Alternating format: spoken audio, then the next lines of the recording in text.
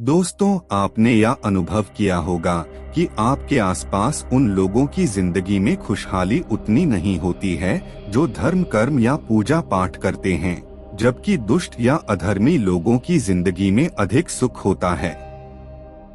यह बात आपके मन में कभी ना भी सवाल उठाती होगी कि अच्छे लोगों के साथ बुरा क्यों होता है।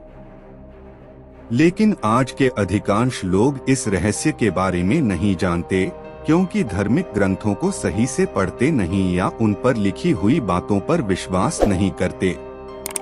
इस आर्टिकल में हम जानेंगे कि अच्छे लोगों के साथ बुरा क्यों होता है, जिसका विवरण भगवान श्री कृष्ण ने भगवद गीता में विस्तार से किया हुआ है। प्रिय मित्रों, तुमने यह देखा या महसूस किया होगा कि धार्मिक ग्रंथों में एक गीता है जिसे हम भगवत गीता के नाम से जानते हैं। इस ग्रंथ में मानव मन के हर प्रश्न का उत्तर मिल जाता है।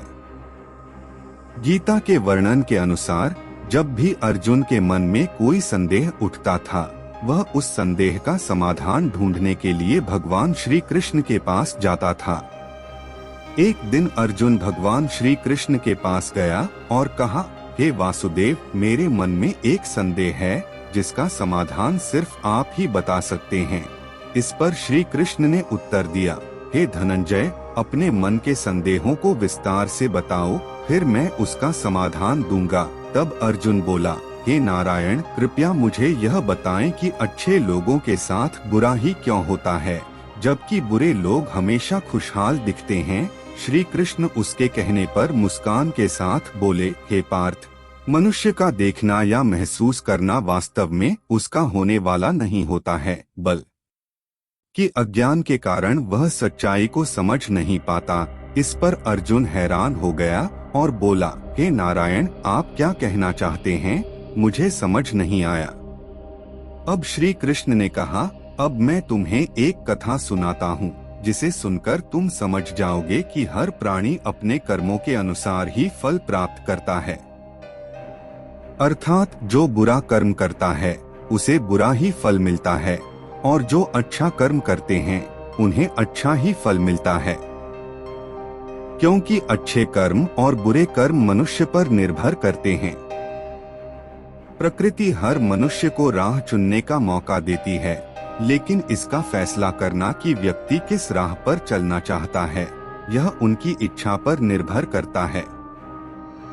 श्री कृष्ण फिर कथा सुनाते हुए बोले, बहुत समय पहले की बात है, एक नगर में दो पुरुष रहते थे। उनमें से एक पुरुष व्यापारी था और उसे अपने जीवन में धर्म और नीति का महत्व अच्छी तरह से आता था। वह पूजा पाठ और भगवान की भक्ति में बहुत विश्वास रखता था।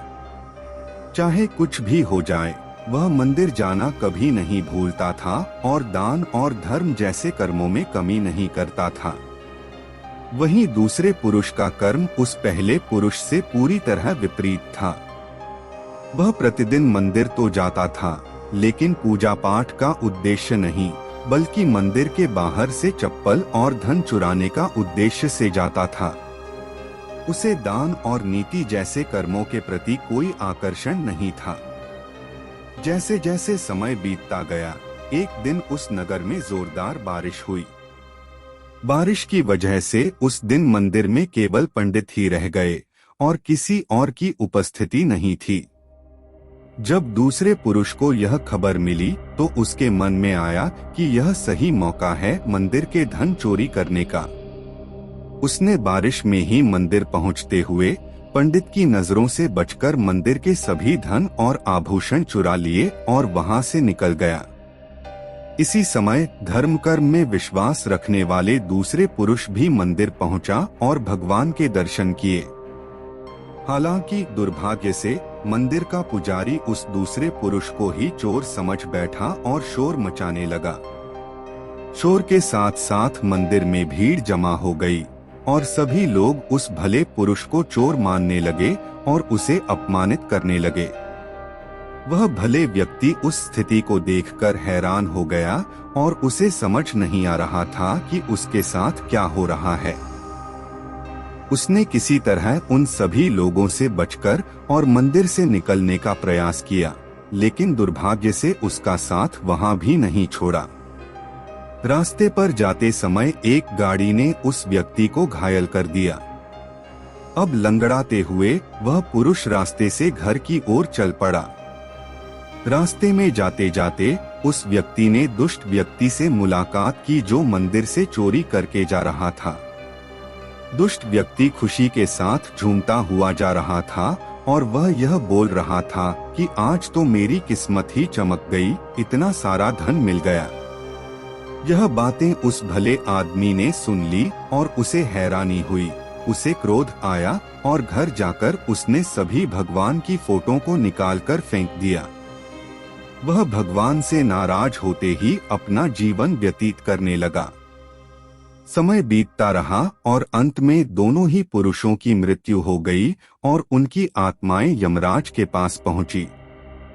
भले व्यक्ति के बगल में खड़े दुष्ट व्यक्ति को देखकर यमराज से पूछा गया कि मैं तो हमेशा अच्छे कर्म करता था, पूजा पाठ, दान, धर्म आदि में विश्वास रखता था, फिर भी मेरे जीवन में हमेशा अपमान, दर्द और दुख ही मिला, जबकि इस अधर्मी व्यक्ति को अपार धन मिला और उसका जीवन सुखी रहा।